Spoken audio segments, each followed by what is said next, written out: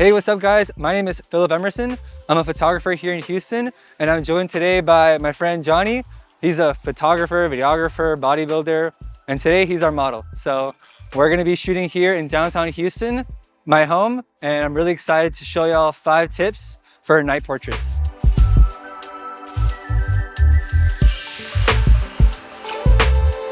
I'm gonna go ahead and get set up, but while I do, I'm gonna tell you about the first tip, which is understanding your environment.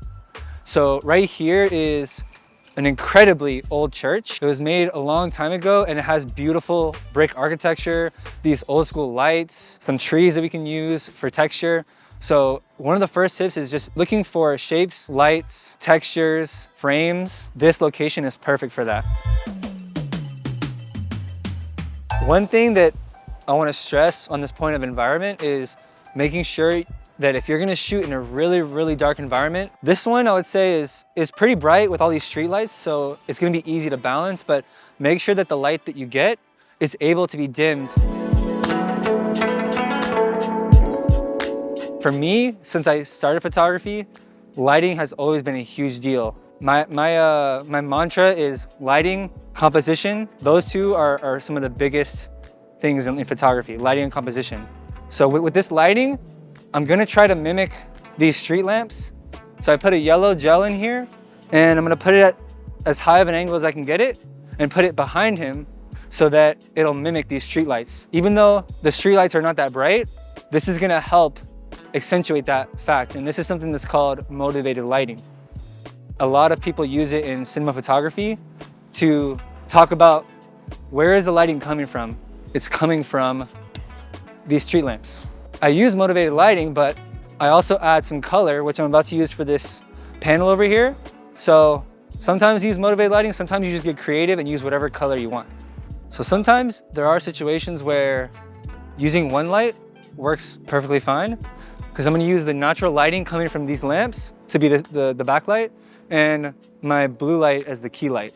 I always like to put the lighting at about a 45-degree angle up and to the side.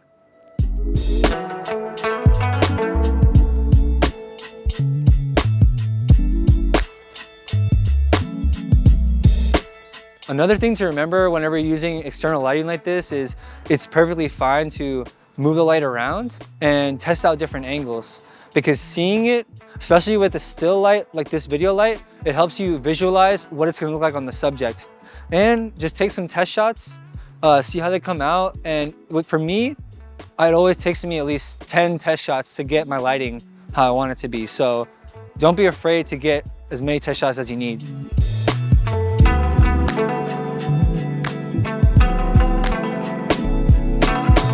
All right, so for our third tip, we're gonna talk about composition.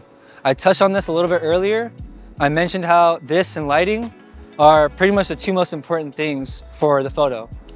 Whenever you're shooting at a location like this, where it's very tall, very wide, you see little lights here and there, there's steps, you have a lot to work with.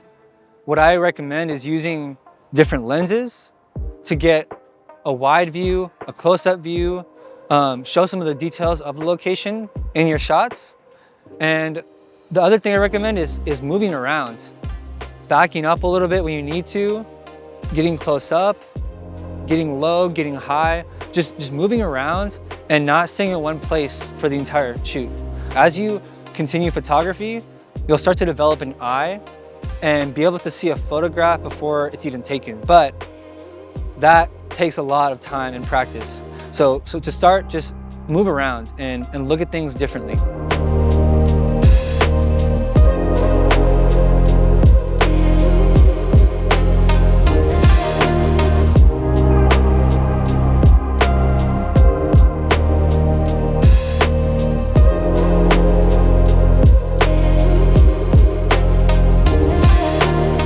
All right, for our fourth tip, we're gonna talk about camera techniques. So these techniques are gonna be things you do to your settings like shutter speed, aperture, ISO, things you're gonna change in order to get creative looks like what we did tonight. There's also some effects you can do by slowing down your shutter speed and moving your camera while you take a photo in order to get a motion blur shot. To do this, if you want to get the subject to be crystal clear in focus, you're gonna need a flash or a strobe, something that can flash light really quickly.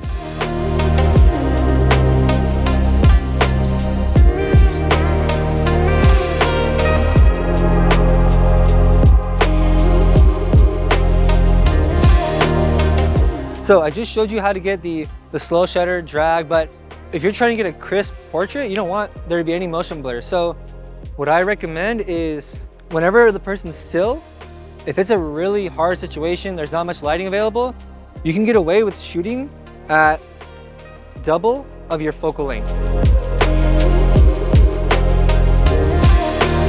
All right, so for our fifth and final tip, this is very important. It's explore.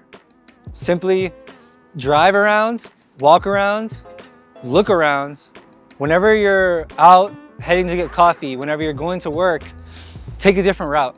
Take a different path and you're gonna see things you didn't see before. This building right here, this is a courthouse. This is not a special studio space, it's just a courthouse in the middle of downtown. And you can make beautiful portraits, whether the daytime or nighttime, you can make beautiful cinematic portraits with almost any location. So that is my fifth and final tip. Hey, thanks for tuning in. Don't forget to like and subscribe and come visit us at the Houston Camera Exchange, 5900 Richmond Avenue.